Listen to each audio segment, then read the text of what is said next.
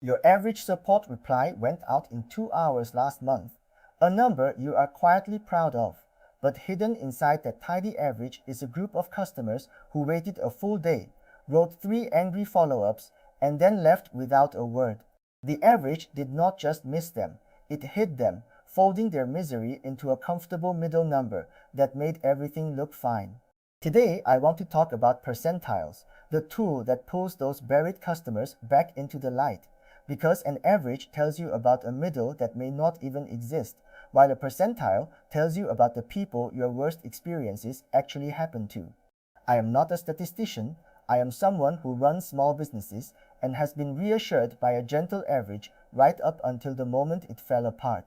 I have stared at a healthy-looking average page load, an average delivery time, an average order value, and completely failed to see the tail of unlucky customers sitting off to one side, quietly dragging my reputation down. Percentiles are the habit I now use to read that tail on purpose, and the best part is that they assume nothing at all about the shape of your data, so they cannot be fooled the way an average so easily is. What a percentile actually is. A percentile is the value below which a given share of your data falls. The 90th percentile is simply the number that 90% of your values sit below, with the top 10% stretching out above it. If the 90th percentile of your delivery time is 6 days, then 9 in 10 parcels arrive within 6 days and 1 in 10 takes longer. It is a plain statement about position, nothing more. You line every value up from smallest to largest, walk 90% of the way along that line, and read off the number standing there. That number is your 90th percentile, and it took no clever maths to find. The median is a percentile you already know. You have already met the most famous percentile without knowing its other name. The median, the true middle of your data with half the values above it and half below, is nothing but the 50th percentile. That is worth holding on to, because it means the median and the 90th percentile and the 95th are all members of one family, all read the same way, all just positions in a sorted line. Once you see the median as the 50th percentile, the rest stop feeling like intimidating statistics and start feeling like a ruler you can lay across any set of numbers you own. Why they beat the average on messy data? Here is the quiet superpower. Because a percentile only cares about position in the line, a single monstrous value cannot drag it around. One customer who spends $10,000 will yank your average order value upward and make the whole business look richer than it really is. But your median order, your 50th percentile, barely moves because that one whale is still just a single position at the far end of the line. On skewed data, where a long tail hauls the average away from where most people actually live, the percentiles keep quietly telling you the honest truth about the typical case. No bell shape required. If you remember what I said about standard deviation, this is the piece that completes it. The 2/3 rule, the one where most values sit within one standard deviation of the average, only works when your data piles up in a rough bell shape. An enormous amount of business data does not. Income, order sizes, page load times, days to pay an invoice, these all clump low and then trail off into a long high tail. Percentiles do not care in the slightest. They make no assumption about the shape at all. They simply read whatever your real data does, which is exactly why they are the safer tool for the messy numbers a small business actually produces. The tail is where the pain lives, and the tail is precisely where you should be looking, because customers do not churn over their average experience. They churn over their worst one. The person who usually gets a 1-hour reply but once waited 2 days remembers the 2 days. The shopper whose page usually loads fast but once hung for 10 seconds remembers the hang. Your average smooths all of that away into a number nobody actually experienced, while the 95th percentile walks you straight to the unlucky 1 in 20 whose bad day is quietly deciding whether they ever come back to you again. A founder-sized example. Let me make it concrete, and please treat these as illustration, not benchmarks to copy. Say your average page load is 1.5 seconds, which sounds perfectly healthy, so you move on, but you pull the 95th percentile, and it is 8 seconds. That means 1 in every 20 visitors is staring at a nearly dead page for 8 seconds before anything happens, and on a busy day that is dozens of people leaving with a bad taste in their mouth. The average told you everything was fine. The percentile told you where a real chunk of your visitors were actually suffering the whole time. Percentiles read your money too. This is not only for speed and support, it reads your revenue just as well. The 50th percentile of your order values tells you what a genuinely typical order looks like, unbothered by the handful of giant ones.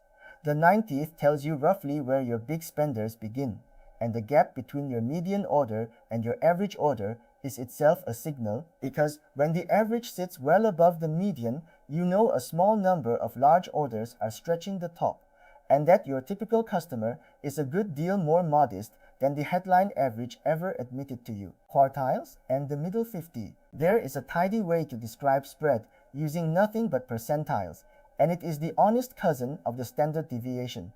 Split your data at the 25th, the 50th, and the 75th percentiles, the quartiles, and the distance between the 25th and the 75th is called the interquartile range.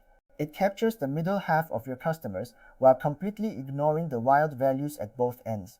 So when your data is skewed and the standard deviation would be inflated by a couple of freak orders, the interquartile range gives you a measure of spread that keeps its head, because the extremes simply are not invited to the party. A picture in 5 numbers. If you want the fastest honest snapshot of any column of numbers, ask for 5 percentiles at once, the smallest value, the 25th, the 50th, the 75th, and the largest. That little set is often called the 5-number summary, and some tools draw it as a simple box with whiskers so you can read the shape at a glance. The box holds your middle half, the line inside it is the median, and the whiskers reach out toward the extremes. One look tells you whether your data is roughly even or badly lopsided, far faster than squinting at the lone average ever could. Percentiles make honest promises. Once you start thinking in percentiles, the way you set targets changes. An average is a weak promise because you can hit an average reply time of 1 hour while a fifth of your customers wait far longer, and you would never know it from the number. A percentile target is a real promise to nearly everyone. Saying that 95% of replies go out within 2 hours is a commitment about almost the whole crowd, not a blurry claim about a middle that some invisible tail is dragging around. The good teams I learned from set their targets on a high percentile for exactly this reason. You need enough data for a tail dispant before you get carried away. A high percentile needs a decent pile of data underneath it to mean anything at all. If you have only 15 orders, a 95th percentile is basically one lucky or unlucky value wearing a fancy label, and it will jump around wildly from week to week. The median holds up on thin data far better than the extreme percentiles do, so on small samples lean on the 50th, treat the 90th as a rough hint, and be honestly suspicious of a 99th percentile until you have thousands of events feeding it. How to actually get them? Getting these is genuinely easy. Every spreadsheet has a percentile function and a quartile function that turn a column of numbers into any percentile you ask for in a single line. Most analytics and monitoring tools will show you the 50th, the 90th, and the 95th right beside the average once you go looking for the setting, because good tools already know the average alone is not enough. The whole scale is not the calculation, it is the habit of never again reading an average without reading the median and at least one tail percentile standing next to it. The mistakes to sidestep. A few traps catch people again and again. The first is reporting only the average and letting the tail stay hidden, which is the entire problem we started with. The second is computing a dramatic high percentile on a tiny sample and then treating that one jumpy value as gospel. The third is forgetting which direction good points in, because a high percentile of order value is wonderful, while a high percentile of wait time is exactly the pain you are trying to kill. Always ask whether you want that tail to be small or large before you either celebrate it or panic about it. Where the details live. Every one of these explainers lives in writing at dataresearchanalysiscollections.com. The whole metric library in plain English with percentiles worked through on a real lopsided set of orders and load times rather than a tidy textbook one. I keep it honest there for the same reason I keep it honest here, No promises about your results, and no pretending a percentile fixes a slow page or a late parcel by itself. Read it slowly with your own numbers open, and you will start seeing all the customers your comfortable averages have quietly been hiding from you this whole time. The honest limit, and hold the whole idea in proportion. A percentile describes where the pain is. It does not explain why the tail exists, and it will not lift a finger to fix it, and on thin data the extreme ones wobble far too much to trust. All a percentile really does is refuse to let a few values, high or low, lie to you about the typical experience and put the unlucky tail somewhere you can finally see it. A number that shows you the customer having the worst day is worth far more than an average that pretends that customer was never there at all. So to recap, a percentile is the value below which a given share of your data falls. The median is just the 50th, and because percentiles only read positions, they shrug off the outliers that pull an average around. They assume nothing about a bell shape, which makes them the right tool for the skewed long-tailed numbers a small business really produces. Read the tail, because that is where customers decide to leave. Use the interquartile range for an honest measure of spread, and set your targets on a high percentile so your promise covers nearly everyone. Just remember, a tall percentile needs real data underneath it. Next time I want to talk about the normal distribution, the famous bell curve everyone quietly assumes, and how to tell when your data actually follows it and when it very much does not. I will see you in the next one.